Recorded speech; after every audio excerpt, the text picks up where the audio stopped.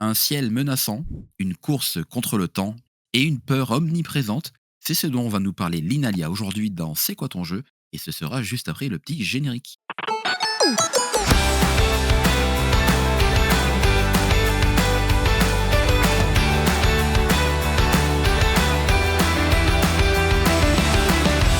Bonjour à toutes et à tous et bienvenue dans CQTJ.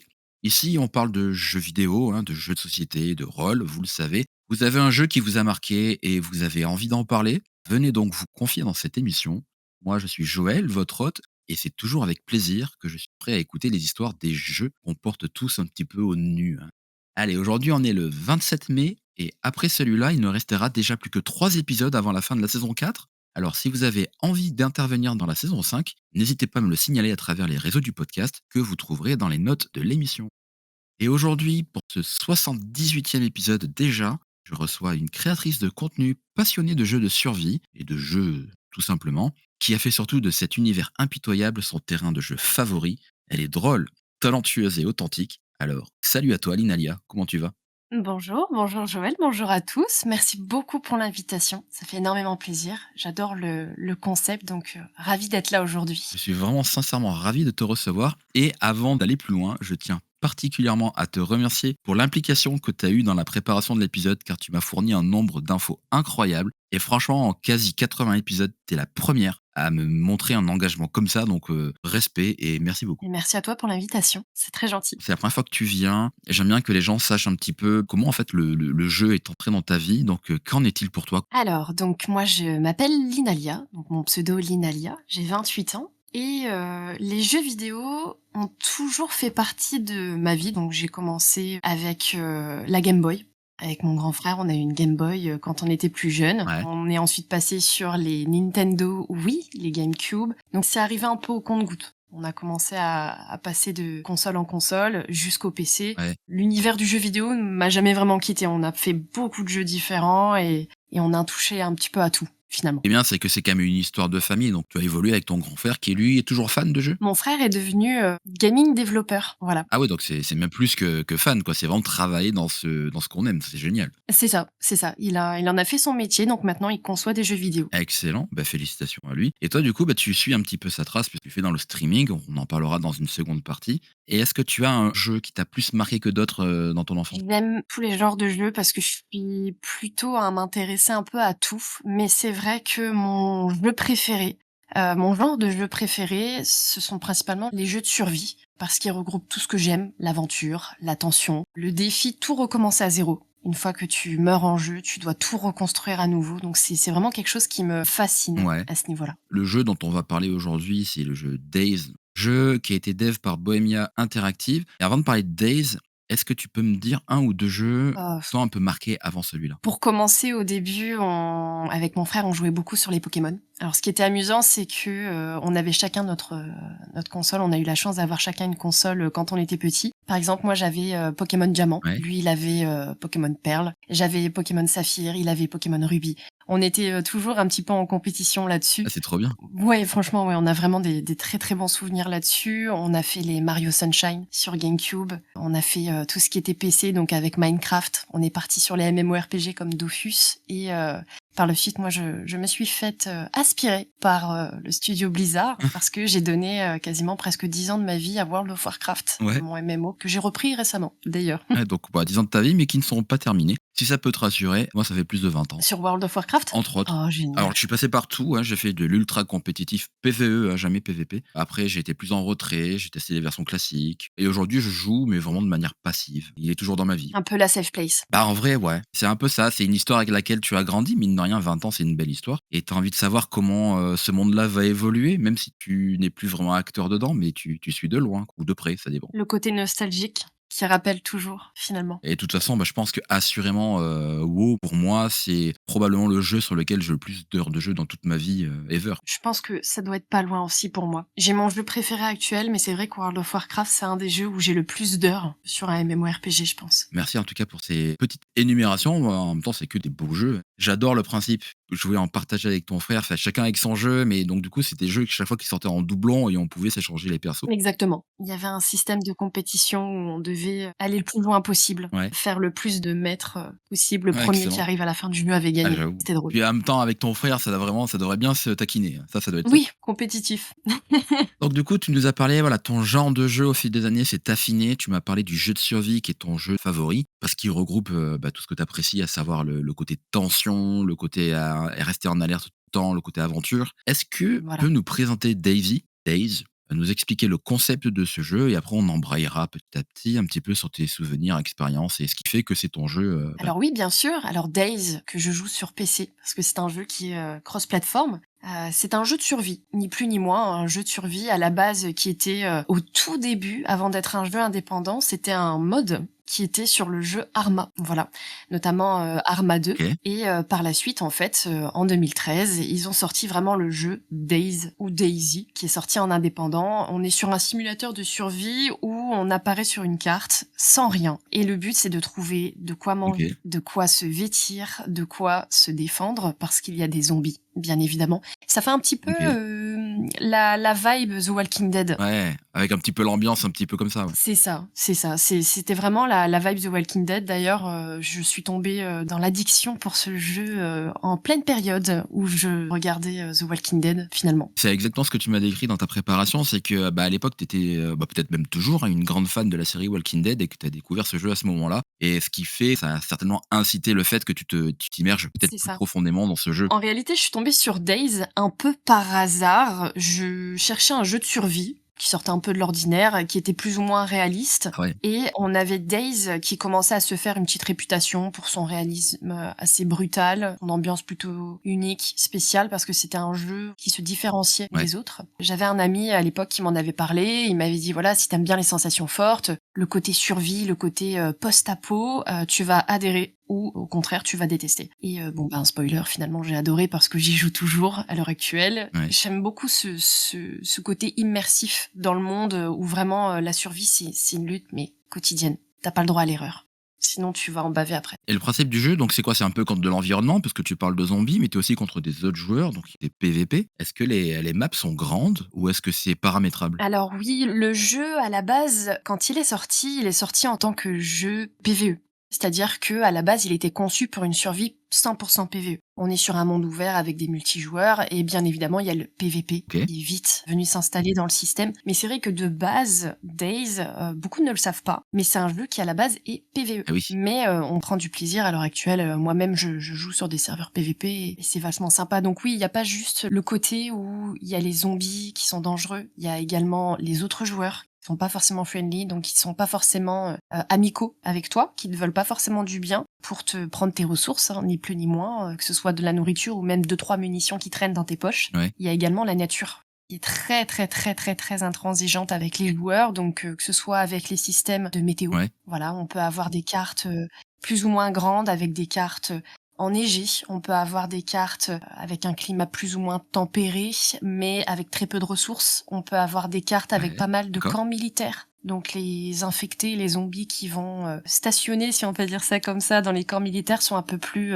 voraces que des infectés de type citoyen. OK. Donc c'est vraiment ce qui fait toute la beauté du jeu. On a vraiment une variété en termes de difficulté, en termes de risques, et c'est ça qui me plaît, vraiment. Mais du coup, c'est jamais les mêmes maps? C'est généré procéduralement ou alors il y a vraiment qu'un lot de maps et qui peut changer en fonction des conditions météo? Alors, en réalité, Bohemia a sorti 2 cartes, dont une dernière, donc la 3e, en octobre 2024. D'accord. Donc les cartes sont Tchernarus, on est sur une carte plutôt campagnarde. On a Livonia, qui est une carte plutôt plaine forestière. OK. Et dernièrement, on a une carte de type hivernal qui est sortie sur le DLC Frostline qui s'appelle Sakal. Donc là, en fait, on a vraiment un niveau de difficulté qui diffère par rapport aux 2 cartes tempérées qu'il y avait déjà par le passé. OK. Et là, on a vraiment la gestion du froid qui est beaucoup plus compliquée, où on doit vraiment se préoccuper de sa température corporelle, où on doit vraiment faire attention à faire des feux parce que même la nourriture que l'on va trouver sur la carte est congelée. Eh oui. Donc ça rajoute vraiment la petite difficulté en plus. Ça, c'est les 3 maps principales du jeu. Et bien évidemment, les passionnés du jeu ont par la suite décidé de générer leurs propres cartes. Donc maintenant, il y en a plus d'une trentaine de cartes qui existent. mais en modé, Ah excellent. non officiel, donc il y a de quoi faire. Voilà et ça rajoute du plaisir et bien entendu. Tu me parles de ressources qui ne sont, j'imagine, pas toujours au même endroit dans les maps parce que sinon ça serait trop simple? Oui, non, non, on a des ressources dans les villes, Ouais, dans les points d'intérêt, donc tout ce qui va être les commissariats, ouais. les hôpitaux, les stations essence, par exemple. Et après, on va avoir la partie militaire, bien évidemment, sachant qu'il y a des cartes qui ont un secret, un lore, où justement il y a une petite enquête à faire en PvE, bien sûr.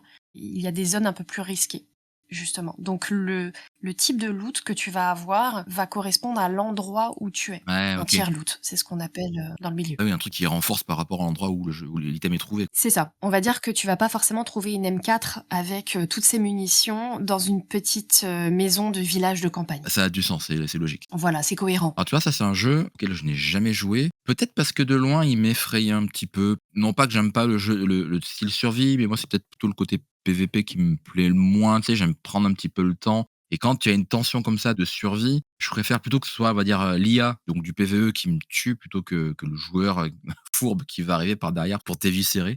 Donc ouais, je sais pas, j'ai jamais trop été attiré. Par contre, j'ai quand même pas mal regardé de vidéos, dont surtout dernièrement les tiennes et ouais, j'avoue que c'est plutôt cool. C'est vrai que le gameplay est totalement différent Tu d'un serveur PVP à un serveur PVE. Ouais, Bah, toi-même, tu viens de le dire, en PVP, la dynamique n'est pas du tout la même. Tu as cette, tension qui est omniprésente où tu te dis à tout moment, il y en a un qui est embusqué dans un buisson et à tout moment, il me tire une balle, dans la tête et c'est fini, il me prend tout mon stuff et voilà, on n'en parle plus. Par contre, en PVE, c'est beaucoup plus chill où tu te focuses vraiment sur ta survie à proprement parler. ouais, c'est ça, mais c'est exactement ça. Tout seul, j'ai l'impression que c'est plutôt un jeu de survie, on va dire classique. Je fais plus, confiance à l'IA de l'ennemi alors que quand tu joues contre des autres personnes, bah, tu le facteur humain qui est là, donc tu es plus alerte. C'est exactement ça, c'est exactement ça. Par contre, méfiance, c'est pas parce que c'est du PVE que c'est plus facile, parce que si tu te retrouves Oui, face à un ours avec un MK2, donc qui tire de la 22 millimètres, je peux te dire que tu vas pas faire long feu. expérience vécue visiblement. Oui. Bah, écoute, super pour cette présentation au global de Days. J'imagine que s'il y en a qui connaissent et qui apprécient le genre zombie, bah, vous savez de quoi Nadia parle. Ceux qui ne connaissent pas et qui aiment bien un petit peu ce genre de jeu, bah, n'hésitez pas à aller jeter un coup d'œil à Days.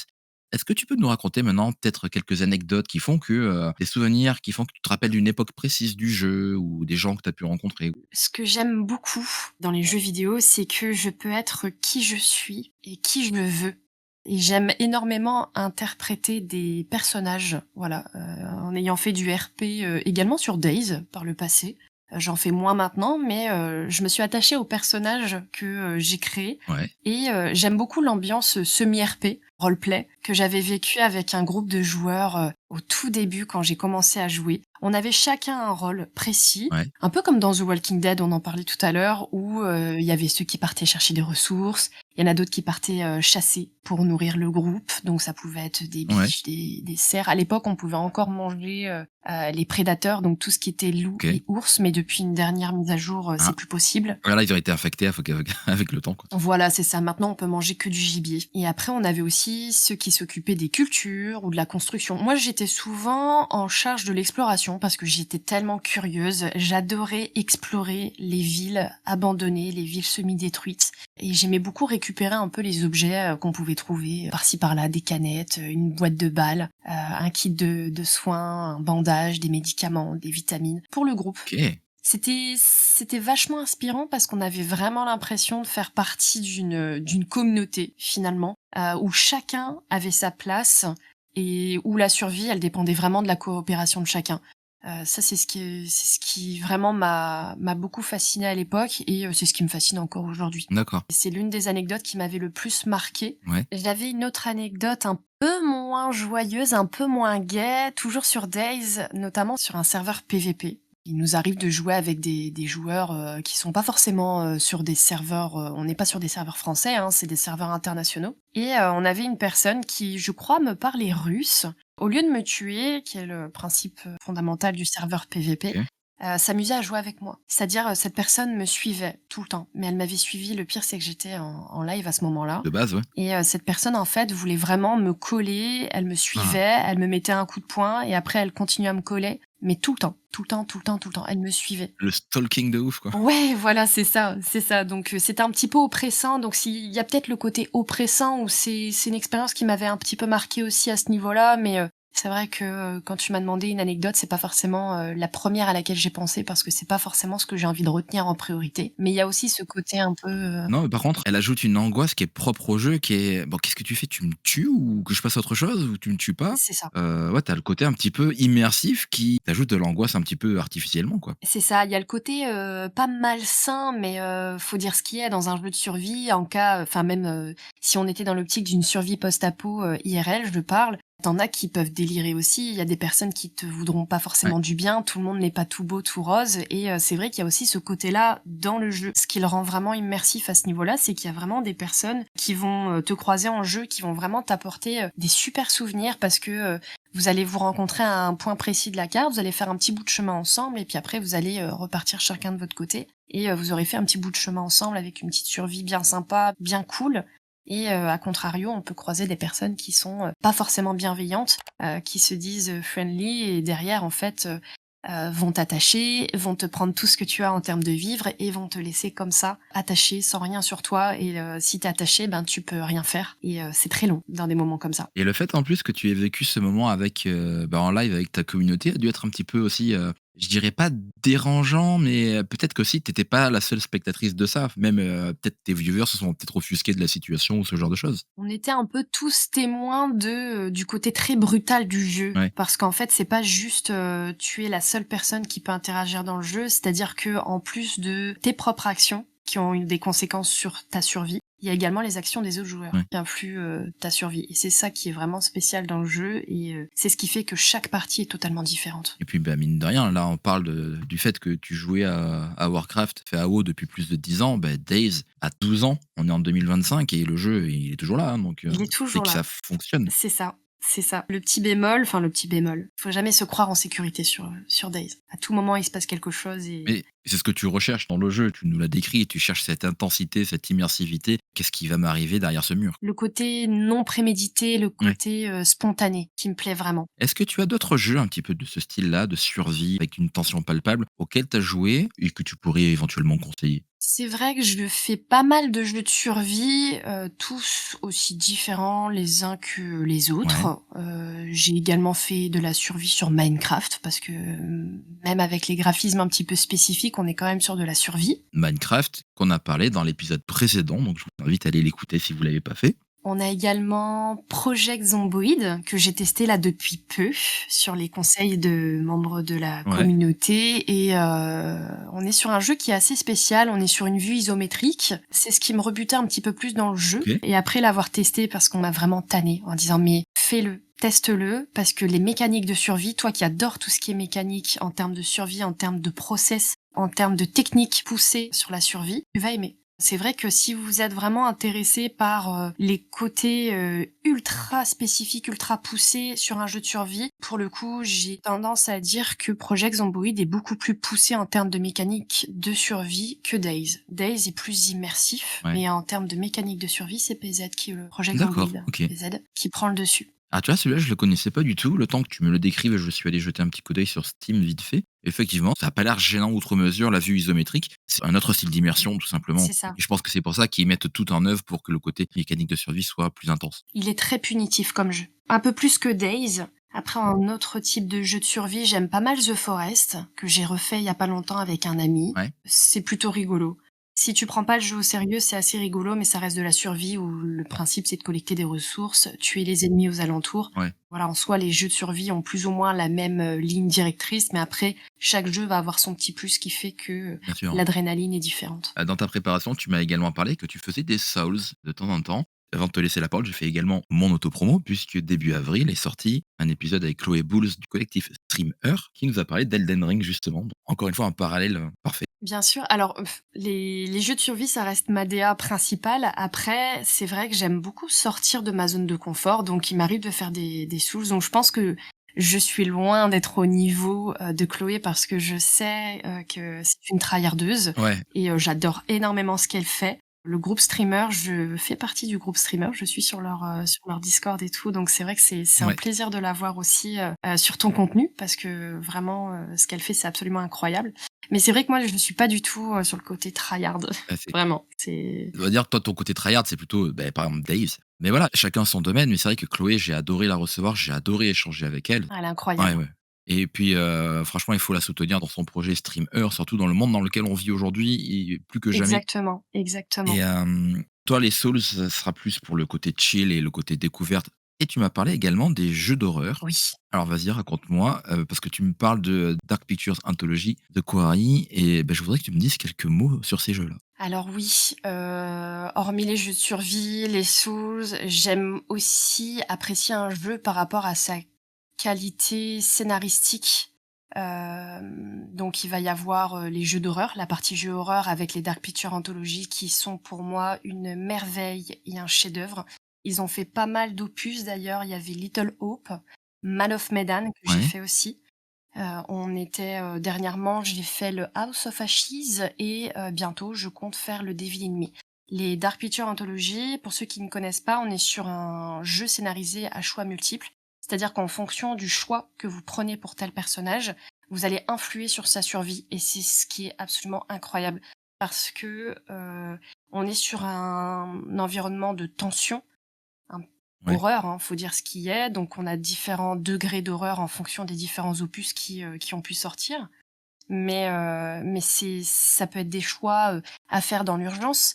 Il y a des choix qui peuvent tuer des personnages, parce qu'on démarre au début avec une équipe de personnages, hein, Ouais. plusieurs personnages et le but c'est de terminer le jeu avec le moins de morts, voire pas de morts du tout. Sauf qu'il y a toujours des événements Ah, qui j'aime font bien. que, un choix peut Ah, c'est sacrifier ou tuer quelqu'un. j'aime énormément les jeux, ce que j'appelle les jeux à choix. C'est ça. J'aime énormément comme, Detroit Become Human, par exemple, qui est tu as des choix à faire qui vont influencer, le contenu de ton jeu. Orienté horreur, honnêtement, je connaissais pas et ça me donne vraiment envie d'essayer, tu vois? Ah bah, n'hésite pas parce que les Dark Pictures Anthology sont vraiment très, très bien notés et en termes de scénario, c'est vachement bien écrit. Ouais, J'en ai testé un autre à choix multiples, donc c'est pas du tout les Dark Pictures, hein, c'est un autre studio. C'est les The Quarry, ouais. où on parle de jeunes qui sont en camp de vacances, qui, à l'approche des vacances scolaires, donc pour l'été, juillet-août, vont, se rejoindre avant de prendre leur, poste d'animateur et ils vont vivre des tas de choses surnaturelles et en fait, au fur et à mesure de l'histoire, on va comprendre ce qui se passe OK. et pourquoi il fallait pas que ces jeunes-là viennent plus tôt que prévu. Et c'est il y a une intrigue et c'est vachement intéressant et c'est super sympa aussi comme jeu. C'est un peu plus léger que les Dark Pictures Anthology. Donc s'il y a des personnes qui souhaitent, s'essayer à ce genre de jeu, peut-être démarrer avec les The Quarry, que je trouve peut-être plus légers, Ouais. avant les Dark Pictures, qui sont, le saint graal, bien évidemment. Écoute, je te remercie vraiment pour, tous ces mini partages autour des autres jeux que Days. Est-ce que tu pourrais, pour terminer, me définir Days en 3 mots, s'il te plaît? En 3 mots, Je pense savoir ce que tu vas me dire, hein, quand je regarde la préparation que tu m'as faite. est-ce que post-apocalyptique, déjà, tu le considères comme un seul mot? Oui, bien entendu. Donc je dirais plus, survie, post-apo et communauté. Le côté communautaire, c'est un des 3 que j'attendais parce qu'effectivement, tu as beaucoup appuyé sur ça, notamment avec le fait que tu parlais que tu avais fait du semi-RP, à la mode Walking Dead, donc ça, quelque chose que j'attendais. Mais bon, après, j'accepte bien entendu les 2 autres mots. Moi, j'attendais immersif également et peut-être un peu tension ou palpable, ce genre de choses. C'est vrai qu'on aurait pu les Mais mettre, voilà, 3 mots, c'est difficile de choisir 3 mots il alors y en que, a tellement. ça fait 20 minutes qu'on parle de ce jeu, donc en prendre 3 au hasard, je te taquine un petit peu quand même. Oui, après, je pense qu'on aurait pu les prendre aussi ceux-là, parce que c'est vrai que ça varie en fonction du gameplay. Mais c'est vrai que j'ai été, plus à généraliser peut-être avec les 3 mots que j'avais choisis au départ. Merci Lenalia en tout cas pour tes chouettes moments partagés autour de ce jeu. Bon, faut dire que tu avais quand même bien préparé minutieusement toute l'émission, alors je m'excuse quand même de t'avoir fait répéter à l'oral tout ce que tu m'avais mis par écrit. Mais bon, Pas on grave. n'en est que mieux pour les gens qui vont te découvrir. C'est un plaisir. Est-ce que tu peux nous parler de toi maintenant? Qui es-tu, Linalia? Et que fais-tu dans la vie? Alors, donc qui je suis? Je réponds au pseudo, de Linalia, j'ai 28 ans. À la base, j'ai travaillé dans le commerce parce que le jeu vidéo, c'était vraiment un échappatoire, une passion que je faisais à côté et en 2024, j'ai tenté un virage professionnel radical OK. en voulant me consacrer pleinement à ma passion d'enfance qui est le jeu vidéo. Finalement, l'endroit où je pouvais m'évader, m'exprimer avec toute la liberté possible, c'est ce que je disais au tout début, hein, ce qui me plaît dans le jeu vidéo, c'est, Ouais. le fait de vouloir, devenir qui l'on souhaite et être qui on veut. Et en plus, appuyé par un grand frère qui travaille dans le domaine du jeu vidéo, je pense que toi aussi, ça t'a aussi incité à travailler dans ce que tu aimes. C'est ça. Les métiers passion, c'est vrai que c'est pas forcément, rassurant d'un point de vue proche, Ouais, parce qu'en termes de stabilité, du jour au lendemain, tout peut s'arrêter, surtout quand on débute comme moi, où on cherche encore à faire sa petite place, son petit nid au ouais. final. Mais le métier passion, c'est ce qu'il y a de plus gratifiant de voir, justement qu'il y a des personnes qui se rassemblent autour d'une même cause, autour des mêmes valeurs et de voir des personnes s'épanouir comme toi en fait dans l'univers que tu décides de créer parce que déjà ça te fait du bien Ouais. et si tu vois que ça fait du bien à d'autres personnes, bah, c'est d'autant mieux en fait. Et sincèrement, tu dis que tu t'es lancé en 2024, donc il y a à peu près un an. Là, à l'heure où on enregistre, tu es à 5 500 abonnés sur ta chaîne Twitch. C'est colossal. Enfin, arriver à ce nombre-là en même pas une année, on voit que tu as mis une énergie folle là-dedans. Enfin, donc, félicitations. Merci beaucoup. Merci, merci. Après, le stream, j'en faisais quelques fois, quand j'étais encore commerciale, mais c'est vrai que c'était, vraiment, un stream par-ci, un live par-là. Vraiment, c'était totalement aléatoire. Et là, c'est depuis juillet que je me suis mis totalement, là-dedans. On verra combien de temps ça dure. En tout cas, je ferai tout pour que ça continue et que l'aventure, se poursuive et qu'on passe encore de bons moments et qu'on crée encore de beaux souvenirs, pendant des mois, voire des années. De toute façon, le secret, c'est déjà d'avoir une personnalité qui raccroche avec ta communauté. Donc ça, je pense qu'il y aura aucun problème là-dedans, sinon tu aurais pas autant d'abonnés en même pas un an d'activité à plein temps, on va dire, sur ce métier-là. Mais tu as peut-être aussi des projets super intéressants qui vont arriver et qui vont peut-être te faire, ramener, plus de monde autour de toi.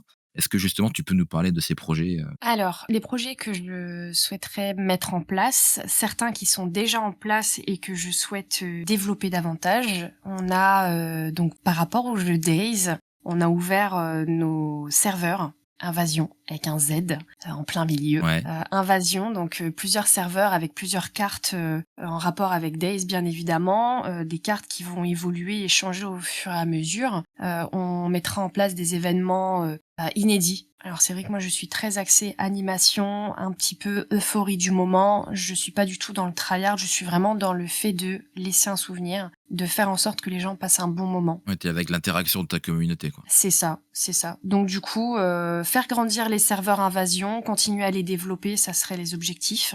Continuer à découvrir de nouveaux jeux, à rencontrer de nouvelles personnes qui partagent les mêmes valeurs que moi, faire grandir toute la communauté Ouais. et continuer à prouver que le jeu vidéo, c'est un art qui rassemble et c'est vraiment un art. C'est pas juste une activité à part entière. Pour moi, c'est vraiment artistique, l'univers du jeu vidéo. C'est pas moi qui vais te contredire, hein. Et oui, c'est vrai, c'est vrai. Et mon frère non plus d'ailleurs. Mais ouais, c'est vraiment c'est un univers qui est hyper vaste où tout le monde peut y trouver sa place, qu'on soit homme, femme, qu'on aime les jeux de simulation, les jeux de chill, les jeux d'horreur, les jeux de survie, les FPS. Tout le monde peut y trouver son compte. Exactement. On aurait tendance à dire, bah, c'est vrai qu'aujourd'hui, c'est un milieu qui est assez surchargé, mais encore une fois, ça dépend de l'implication du travail de chacun. Tu en es, pour moi, le meilleur exemple. Pour moi, je dirais pas que c'est surchargé. En réalité, je pense que tout le monde peut trouver sa place. Il faut juste rester soi-même. Là où justement on attend peut-être certains codes, à mon sens, alors à mon niveau, hein, bien que je sois encore considérée comme petite dans le milieu, je pense que c'est important de rester soi-même parce qu'il n'y a pas de place pour les personnes qui font la même chose. Ouais. C'est important d'être soi-même parce que déjà, en termes de construction de communauté, les gens vont vous suivre pour qui vous êtes et non pas pour un jeu ou des choses comme ça. C'est vraiment par rapport à vos valeurs. Donc si vous êtes fidèle à vous-même, bah, les gens auront tendance à plus s'attacher à vos valeurs également et à plus se rassembler derrière vous. C'est joliment dit et je n'en pense pas moins, donc merci encore à toi pour tout ce partage autour de ton activité, de tes projets, de ce qui te tient à cœur. À quel endroit peut-on te retrouver sur les réseaux, hormis Twitch, bien entendu? Alors oui, Twitch, ça va être principalement pour les lives survie, hein, il y aura de l'humour, de la bonne humeur. Mais après, je suis également sur les réseaux sociaux, notamment Instagram et TikTok, pour partager de l'humour aussi, également. J'aime beaucoup parler des clichés en tant que gamer, en tant que femme gameuse, sur les clichés autour de Discord, les habitudes, Ouais. le gaming en général, hein, même pour un quotidien. Et on me retrouve également sur Discord, où toute la communauté se retrouve pour discuter, hein, organiser des parties de jeux, rigoler ensemble. Petite anecdote, il y a même certaines personnes qui ont fait le nouvel an dans un channel du Discord en cam, Ah excellent. avec leur petit toast et tout, c'était hyper sympa. C'était hyper sympa. Dans tous les cas, moi, je l'ai abordé en début d'émission. Je mettrai également tes propres liens dans les notes de l'émission.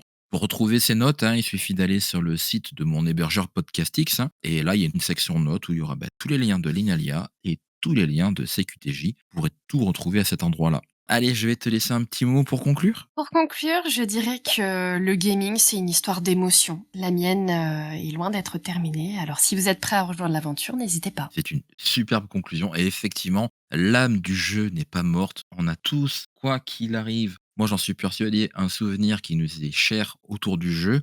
Sur un jeu qu'on aime ou qu'on n'aime pas d'ailleurs, on a le droit de pas avoir aimé un jeu, mais venez me raconter pourquoi vous n'avez pas aimé ce jeu, par exemple. Moi j'ai envie de savoir.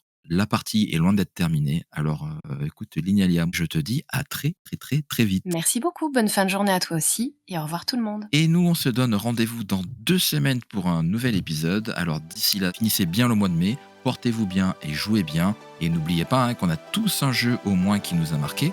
Et vous, lequel c'était ?